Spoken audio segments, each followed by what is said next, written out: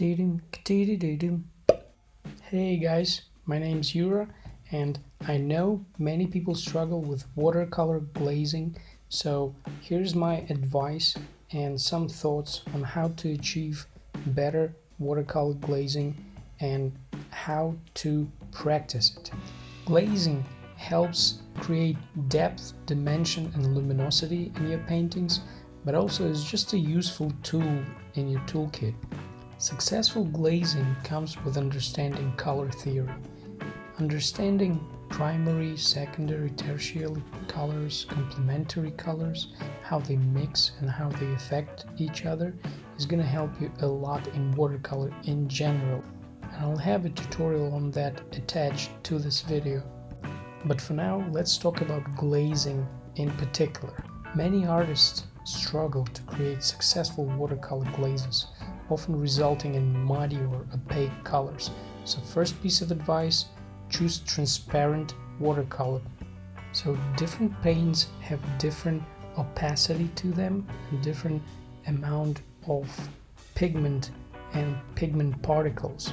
So what I mean by transparent is get to know your paints, and for successful glazing, your lower layers should have not opaque but transparent colors. Also, at this point, you should know that you better start with brighter colors at first, because it's easier to dull them down, and with successful layers later on, it's going to be harder to brighten them back up. And next piece of advice is stay relaxed, enjoy the process, and don't overdo the layers. So remember, sometimes less is more, and once you see you're starting making a mess, you better stop, relax, have some tea, coffee, or whatever makes you happy, and go back there when the layer is completely dry. And less important, but nonetheless very useful advice is pay attention to subtle variations of color in your subject, because if your paper can take many layers, then with each layer you can create nice variation and really a lot of interest for your eyes. Like in this eye study here, I noticed that there was a lot of pinkish tones in the skin, so I started my first layer with more pink, and then I noticed that there's some green in the shadows and quite yellowish tone on the lightened part of the skin. So I used that in consecutive layers, and I think the result was really nice and interesting. And again, as usually in watercolor, it's good practice to go from lighter values to darker values and sort of define the subject, define the three-dimensionality more and more with each consecutive layer, which is what I do here. You should practice using wet on wet technique for layering and wet and dry, because sometimes it's easier one way than the other way. It all depends on how good you are with your timing and with your brush work.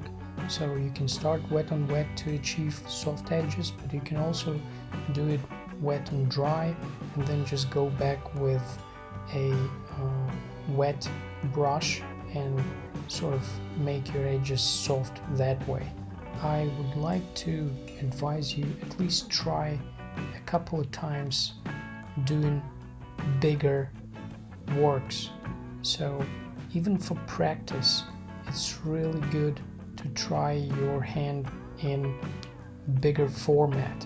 Like I do these studies from time to time, a small subject but on a big scale, like this eye, and I have more time and I have more control, and it is good practice to have, for example, still lifes that are sort of magnified.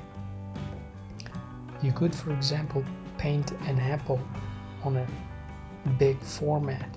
And by the way, the works on large sheets of paper look better on your phone screen. So that's two birds with one stone. You can practice, maybe even three birds. You can practice, you get to make a really nice piece of art, and it's gonna look a lot better on a smaller screen.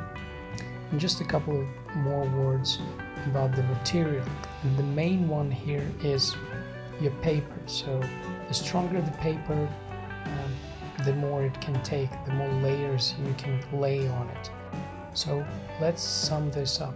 First, use transparent and bright colors for your first layer. Second, don't overwork your layers. Less is more. If you see the paint is behaving in a strange way you don't like, just stop, try it out, and start all over again with new layers. Don't forget to pay attention to subtle variations of color in your subject and add those hues in your layers. Get to know and practice your color theory. It'll help you to not have muddy layers if you don't need them. Use better quality paper, stronger. This way you'll be able to lay more layers without damaging the paper. Try working on bigger, larger scale paintings. Try practicing whatever subjects you choose on larger formats of paper.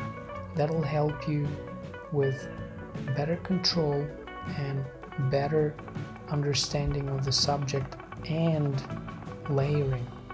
And finally, probably most importantly, make this time a happy time. Enjoy the process. Have some tea, have some music on. With this way of doing it, you'll be able to achieve a lot in art. And this is why you are amazing.